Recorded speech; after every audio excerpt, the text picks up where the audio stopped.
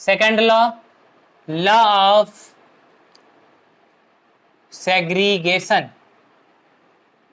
इसको law of purity of gamete भी बोलते हैं, और इसको पार्टिकुलेट थ्योरी ऑफ इनहेरिटेंस भी बोला जाता है। पार्टिकुलेट थ्योरी ऑफ इनहेरिटेंस भी बोलते हैं। और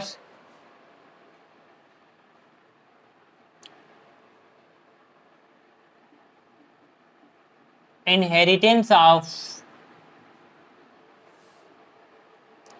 वन जीन भी बोला जाता है, एंड मोनोहाइब्रिड क्रॉस भी बोलते हैं।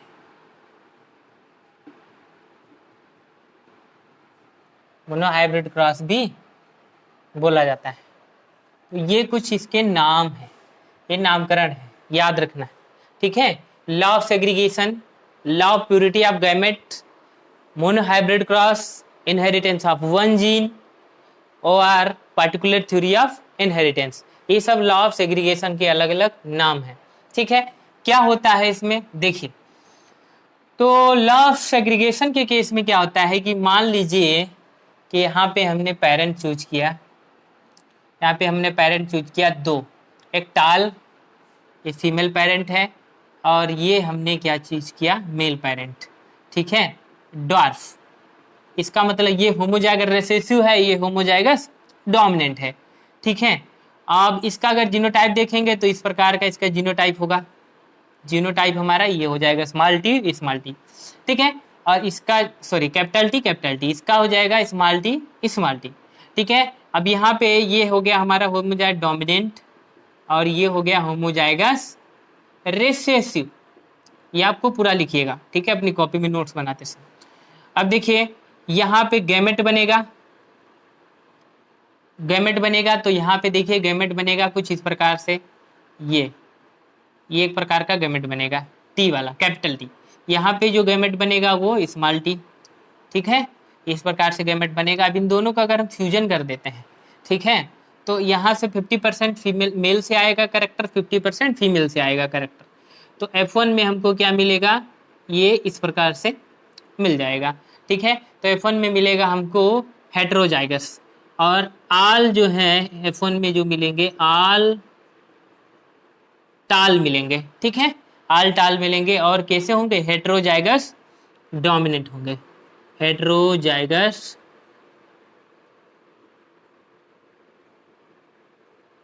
डोमिनेंट मिलेंगे। और F1 में सब एक ही जैसे मिल गए हमको, और हेट्रोजाइगस डोमिनेंट मिल गए।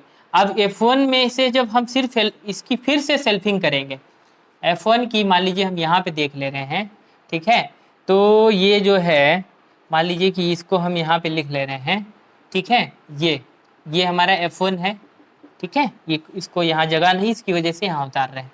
तो F1 है हमारा, तो F1 का हम फिर से क्या किए, सेल्फिंग किए। प्लस का निशान का मतलब क्या होता है, सेल्फिंग, ठीक है, मतलब सेल्फ पॉलिनेशन, यहाँ क्रॉस पॉलिनेशन नहीं होने दिया, ठीक है। तो क्या होगा, F1 जब गैमेट बनाएगा, यहाँ पे जब गैमेट बनेगा, ठीक है, तो क्या होगा, ये दोनों जो है जीन वो अलग अलग हो जाएंगे F1 में, ये डोमिनेंट वाला अलग हो जाएगा और रिसेसिव वाला अलग हो जाएगा, दोनों फैक्टर जो है वो अलग अलग हो जाएंगे। इसी को हम लोग बोलते हैं सेग्रीगेशन, इसी को बोलते हैं सेग्रीगेशन, ठीक है। तो यहाँ पे देखिए लॉ ऑफ सेग्रीगेशन नाम है, लॉ का क्या नाम है, लॉ ऑफ सेग्रीगेशन। इसका मतलब जो F1 है, F1 में दोनों जीन एक साथ रहते हैं, लेकिन जब F1 गैमेट बनाता है तो दोनों जीन जो है, डोमिनेंट जीन और रिसेसिव जीन, वो अलग हो जाता है, इसी को कहा जाता है सेग्रीगेशन। अब क्या होगा कि ये जो दोनों जीन हैं ये अब चेकर बोर्ड में जाएंगे, ठीक है। तो देखिए ऐसे कर लेते हैं हम, तो ये देखिए ये वाला जीन और ये स्मॉल, और ये इस प्रकार से, तो ये मान लीजिए मेल हो गया, ये इधर हो गया फीमेल, तो ये मेल वाले और इधर फीमेल वाले हो गए। तो ये देखो कुछ इस प्रकार से बनेगा, यहाँ पे ये वाला टी दोनों यहाँ जाएंगे, और ये यहाँ पे इस प्रकार से बनेगा, और ये यहाँ पे कुछ इस प्रकार से बनेगा, एक टी यहाँ से आएगा, एक टी यहाँ से, और इसके केस में क्या होगा, यहाँ से स्मॉल टी आएगा और यहाँ से भी स्मॉल टी आएगा, दोनों स्मॉल टी हो गए। ये क्या है, ये है हमारा चेकर बोर्ड, ठीक है, ये है हमारा चेकर बोर्ड, ठीक है। पुनेट एंड बेटसन ने इनको इस बोर्ड को दिया था, चेकर बोर्ड को। इस पे क्वेश्चन आ चुका है रिसेंटली, ठीक है, 2018-19 में क्वेश्चन आ चुका है पुनेट एंड बेटसन पे। तो ये हमारा चेकर बोर्ड हो गया। अब इसमें हम फिनोटिपिक और जीनोटिपिक देखेंगे, ठीक है, लेकिन आप पहले ये समझ लीजिए कि क्या होता है कि होमोजाइट डोमिनेंट होमोजाइट रिसेसिव में जब क्रॉस करते हैं तो 50% गैमेट जो है फीमेल से आएगा, 50% मेल से आएगा, F1 बनेगा। F1 जो होता है हेटेरोजाइट डोमिनेंट होता है। F1 तक तो क्या है, लॉ ऑफ डोमिनेंस है। फिर F1 में क्या होता है, जो दो जीन एक साथ रहते हैं, ठीक है, डोमिनेंट और रिसेसिव जीन, वो दोनों जीन जब गैमेट बनाते हैं तो अलग अलग हो जाते हैं, और अलग होने के बाद जो है वो इस प्रकार से क्या होते हैं कि F2 दे देते हैं। तो ये क्या हो गया, हमको F2 मिल गया। तो F2 में जो है इस प्रकार से कुछ जो है, अब यहाँ पे अगर हम जीनोटिपिक और फिनोटिपिक रेशियो देखते हैं, यहाँ पे जीनोटिपिक रेशियो अगर देखते हैं तो क्या होगा, जीनोटाइप किस प्रकार से मिले हैं, इस प्रकार के जीनोटाइप मिले हैं, ठीक है। 1 ऐसा मिला है और 2 कैसे मिले हैं, ये वाले, और 1 कैसा मिला है, स्मॉल टी। तो इसका अगर जीनोटिपिक रेशियो देखिए तो 1:2:1 मिला, ठीक है। तो अगर हम ऐसे लिखें तो 1:2:1, मतलब जो 1 होगा होमोजाइट डोमिनेंट होगा, 2 जो होगा हेटेरोजाइट डोमिनेंट होगा, और 1 जो होगा होमोजाइगस रिसेसिव होगा। और फिनोटाइप के बारे में अगर बात करते हैं तो फिनोटिपिक रेशियो के बारे में अगर बात करते हैं, फिनोटिपिक रेशियो हो गया हमारा।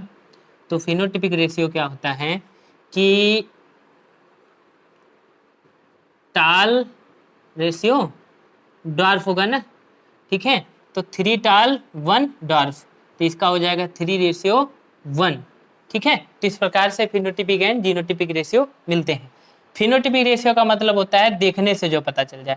तो इसमें देखिए ये क्या होगा, टाल दिखेगा, ये भी टाल दिखेगा, और ये भी टाल दिखेगा, लेकिन ये वाला कैसा होगा, ये डॉर्फ दिखेगा। तो अगर आप देखिए तो टाल कितने दिख रहे हैं, 3, और डॉर्फ कितना दिख रहा है, 1। तो 3 लंबे पौधे होंगे, 1 बौना पौधा होगा, तो 3:1। और अगर इसका जीनोटिपिक रेशियो देखें तो 1 जो होमोजाइट डोमिनेंट, 2 जो होंगे होमोजाइगस क्या होंगे, हेटेरोजाइट डोमिनेंट, और 1 होगा होमोजाइगस रिसेसिव, ठीक है। तो इस प्रकार से आपका फिनोटिपिक और जीनोटिपिक रेशियो पूछा जाता है आपसे। तो ये आपका जो है लॉ ऑफ सेग्रीगेशन है। तो लॉ ऑफ सेग्रीगेशन में क्या होता है कि F1 में दोनों gene dominant and recessive gene एक साथ रहते हैं, गैमेट बनाते समय वो सेपरेट हो जाते हैं, और सेपरेट होने के बाद F2 में जाते हैं। F2 में क्या होता है, 3:1 आपका जो है फिनोटिपिक रेशियो मिलेगा, और 1:2:1 जो है जीनोटिपिक रेशियो मिल जाता है, ठीक है। ये क्यों मिला, ड्यू टू सेग्रीगेशन। तो जीन अलग हुए, तो यहाँ पे क्या हुआ, इसको हम लोग क्यों बोलते हैं, law of purity of gamete. मतलब जब गैमेट बनाया ना तो यहाँ पे प्योर अलग अलग जीन हो गए, ठीक है। होमोजाइट डोमिनेंट जीन अलग हो गया, होमोजाइट रिसेसिव जीन अलग हो गया, इसीलिए इसको बोलते हैं law of purity of gamete. और मतलब जो जीन है, ये दोनों डोमिनेंट जीन और रिसेसिव जीन ये क्या है, ब्लिंड नहीं हुए F1 में। F1 में है तो एक ही पेरेंट के पास, देखो यहाँ F1 में क्या है, एक ही प्लांट के पास दोनों जीन है, लेकिन वो दोनों जीन एक साथ हैं और आपस में ब्लेंड नहीं हुए। जब गैमेट बनाना हुआ तो दोनों अलग अलग हो गए। इसका मतलब अगर लिक्विड मीडियम में होते, लिक्विड के केस में होते तो वो दोनों ब्लेंड हो जाते, तो सेपरेट नहीं हो पाते। इसका मतलब ये जो जीन है ये पार्टिकुलेट फॉर्म में है, मतलब पार्टिकल के फॉर्म में है, ठीक है। तो ये लॉ यही बोलता है पार्टिकुलेट थ्योरी ऑफ इनहेरिटेंस। अगर ये जीन जो होते लिक्विड जैसे होते तो यहाँ पे F1 में जब मिक्स हो गए इसके बाद ये सेपरेट नहीं होते, लेकिन यहाँ पे मिक्स हो गए, देखिए यहाँ पे स्मॉल टी फिर से अलग हो गया, ठीक है। तो इसलिए इन्होंने बताया कि जीन जो होते हैं वो पार्टिकल के फॉर्म में पाए जाते हैं, इसीलिए इस लॉ को बोला जाता है पार्टिकुलर थ्योरी ऑफ इनहेरिटेंस। और यहाँ कैरेक्टर पे कितने बात हो रहा है, सिंगल कैरेक्टर पे बात हो रहा है, इसलिए इसको बोलते हैं मोनोहाइब्रिड क्रॉस, ठीक है, या इनहेरिटेंस ऑफ वन जीन, ठीक है। सिंगल कैरेक्टर मतलब वन जीन का इनहेरिटेंस हो रहा है, ठीक है, सिंगल कैरेक्टर के द्वारा इनहेरिटेंस हो रहा है, ठीक है। तो ये चीज होता है। तो जीन किस फॉर्म में होते हैं, लिक्विड फॉर्म में होते हैं, नहीं, पार्टिकल के फॉर्म में होते हैं। मेंडल ने बताया कि पार्टिकल के फॉर्म में होते हैं। अगर लिक्विड के फॉर्म में होते तो यहाँ पे दोनों जो है मिक्स हो गए, इसके बाद यहाँ स्मॉल टी जो है अलग नहीं होता, ठीक है। तो यहाँ बोला कि यहाँ पे है दोनों जीन डोमिनेंट और रिसेसिव दोनों हैं, लेकिन डोमिनेंट वाले के साथ में रिसेसिव जीन जो है एक्सप्रेस नहीं करता। रिसेसिव जीन जब यहाँ आया होमोजाइगस के केस में, तो इसने क्या किया है, अपना एक्सप्रेशन दिखाया और डॉर्फ प्लांट हो गया। ठीक है, ये चीज होता है। तो इसलिए इस लॉ को बोलते हैं पार्टिकुलर थ्योरी ऑफ इनहेरिटेंस। ठीक है, लॉ ऑफ सेग्रीगेशन के केस में one pair of factor controlling traits. ठीक है, वन पेयर ऑफ फैक्टर जो है वो क्या करते हैं, ट्रेट्स को कंट्रोल करते हैं। फैक्टर का मतलब होता है जीन। ठीक है, मेंडल जो है जीन को फैक्टर बोलते थे। बात second point, both parents are pure. ठीक है, मतलब होमोजाइगस। ठीक है, एक होमोजाइगस क्या होगा, रिसेसिव होगा, एंड एक होगा होमोजाइगस डोमिनेंट। ठीक है, तो जो दो पेरेंट हमने यूज करेंगे इसमें लॉ ऑफ सेग्रीगेशन के केस में, वो दोनों कैसे होंगे, प्योर होंगे। एक होमोजाइगस डोमिनेंट होना चाहिए, एक होमोजाइगस रिसेसिव होना चाहिए। ठीक है, तीसरी चीज, इन F1 both factor dominant and recessive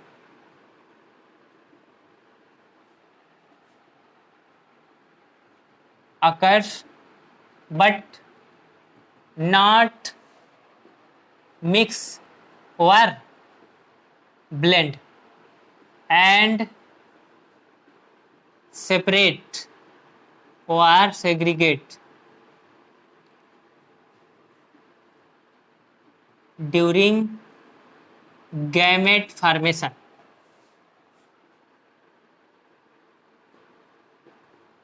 ठीक है, तो ये लॉ बोलता है कि F1 में दोनों जीन, दोनों फैक्टर डोमिनेंट एंड रेसेसिव एक साथ रहते हैं और एक दूसरे से मिक्स नहीं होते।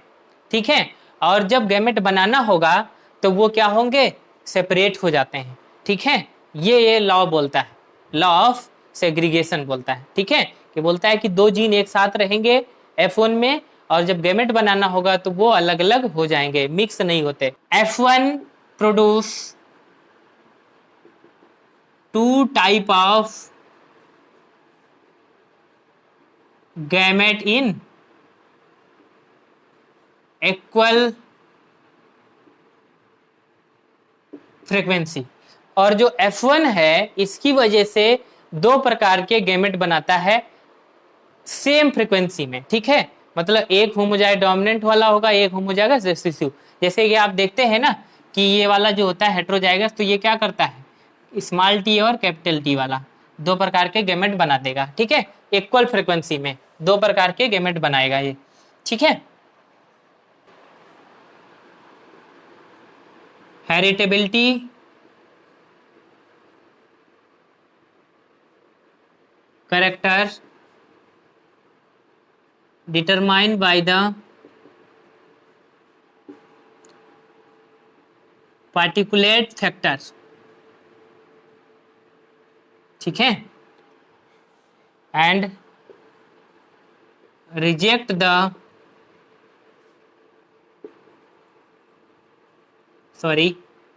Darwin theory of blending inheritance. Darwin theory of blending inheritance को ये रिजेक्ट करता है। डार्विन बोलते थे कि मेल पेरेंट से और फीमेल पेरेंट से दोनों से कैरेक्टर जाता है और वो मिक्स हो जाता है, उसके बाद वो अलग नहीं होता। इन्होंने बताया कि मेल एंड फीमेल आता है लेकिन वो मिक्स नहीं होता, वो दोनों जीन अलग अलग रहते हैं और जब जरूरत पड़ती है तो वो अलग भी हो जाते हैं। ठीक है, जैसे एग्जाम्पल में उन्होंने F1 में बताया कि दोनों जीन एक साथ में है, लेकिन F2 के केस में क्या होते हैं, वो अलग अलग हो जाते हैं। इसी की वजह से 3:1 हमको मिल पाता है। तो ये जो लॉ है ये डार्विन के लॉ को रिजेक्ट करता है। ठीक है, हम फिनोटिपिक रेशियो पे बात कर लेते हैं पहले। फिनोटाइपिक रेशियो की बात करेंगे जब, तो होता क्या है कि हमको मिलता है 3:1। मतलब 3 क्या है, टाल है, और 1 क्या है, ड्वार्फ है। ठीक है, अब अगर हम इसकी परसेंटेज के बारे में बात करते हैं, ठीक है, तो ये जो टाल वाला है ये कितना हो गया हमारा 75%। ठीक है, और ड्वार्फ वाला कितना हो गया 25%। तो इस प्रकार से भी आपसे क्वेश्चन पूछ लिया जाता है कि बताइए ड्वार्फ का कितना परसेंटेज है इन F2 के केस में। ठीक है, कितना परसेंट ड्वार्फ प्लांट मिलेंगे, कितना परसेंट टाल प्लांट मिलेंगे। तो इस प्रकार से क्वेश्चन पूछ लिया जाता है। और अगर हम प्रोबेबिलिटी के बारे में बात करते हैं,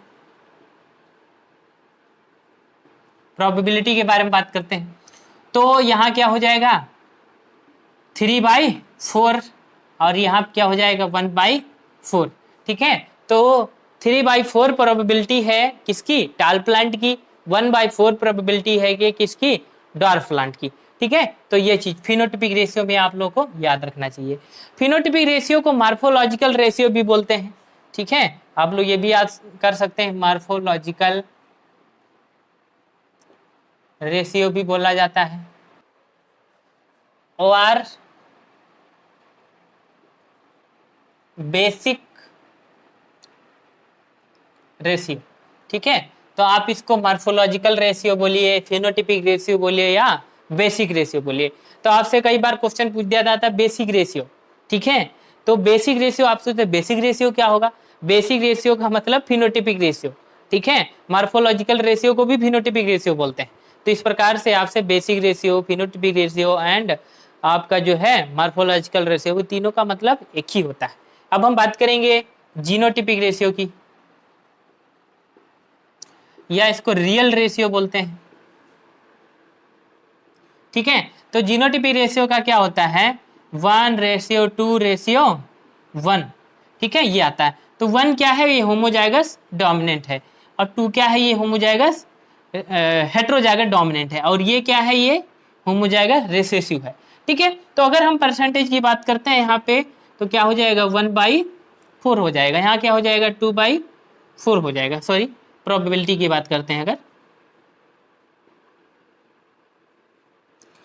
और यहाँ पे क्या हो जाएगा 1/4 हो जाएगा। ठीक है, तो 1/4 प्रोबेबिलिटी है किसकी, इस वाले की, और 2/4 प्रोबेबिलिटी है किसकी, हेटेरोजाइगस डोमिनेंट की, और 1/4 प्रोबेबिलिटी है किसकी, होमोजाइगस डोमिनेंट की। अगर परसेंटेज की बात करते हैं, ठीक है, तो क्या हो जाएगा 25% प्रोबेबिलिटी है होमोजाइगस डोमिनेंट की। ठीक है, और 50% प्रोबेबिलिटी है हेटेरोजाइगस डोमिनेंट की, और 25% प्रोबेबिलिटी है होमोजाइगस रिसेसिव की। ठीक है, तो इस प्रकार से क्वेश्चन पूछे जाते हैं आप लोगों से।